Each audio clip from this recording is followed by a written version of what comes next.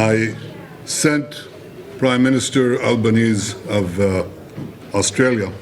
Karibu sana mtazamaji wa Zone Media, tujuzane yote ambayo yanajiri katika uga wa kimataifa, na hapa naelekea moja kwa moja huko nchini Israel, ambapo Waziri Mkuu wa Israel Benjamin Netanyahu ametoa lawama kali dhidi ya serikali ya Australia kufuatia shambulio la risasi lililotokea mjini Sydney wakati wa maadhimisho ya Hanukkah, akisema sera za Canberra zimechangia kuchochea chuki dhidi ya Wayahudi. Akizungumza saa chache baada ya shambulio hilo la kigaidi, Netanyahu amesema alimtumia barua Waziri Mkuu wa Australia Anthony Albanese mwezi Agosti, akionya kuwa sera za serikali yake zilikuwa zinamimina mafuta kwenye moto wa chuki dhidi ya Wayahudi. Netanyahu amesema sera hizo, ikiwemo hatua ya Australia kuelekea kutambua taifa la Palestina, zimechangia kuenea kwa chuki dhidi ya Wayahudi nchini humo. Amesema chuki hiyo ni saratani inayosambaa haraka pale viongozi wanaposhindwa kuchukua hatua madhubuti. Chuki dhidi ya Wayahudi ni saratani, huenea pale viongozi wanapokaa kimya. Udhaifu lazima ubadilishwe kwa hatua, amesema Netanyahu.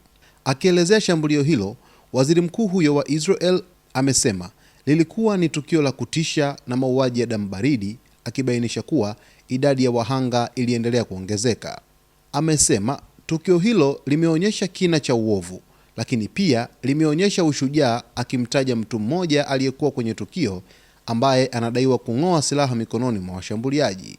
Netanyahu amesisitiza kuwa dunia iko kwenye vita dhidi ya chuki ya Wayahudi, akisema njia pekee ya kupambana nayo ni kuikemea waziwazi na kuichukulia hatua kali.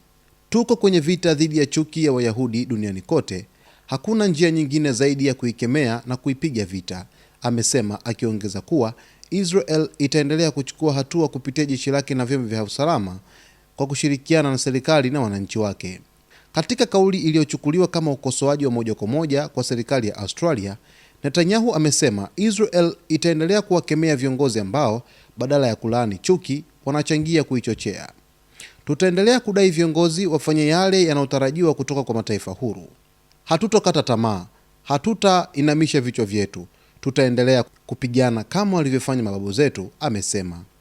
Kauli za Netanyahu zimetolewa kabla ya kikao maalum cha baraza la mawaziri kilichopangwa kufanyika katika mji wa Dimona, kusini mwa Israel, ambapo serikali inatarajiwa kuidhinisha zaidi ya shekeli milioni 100 kwa ajili ya maendeleo ya mji huo katika mwaka ujao.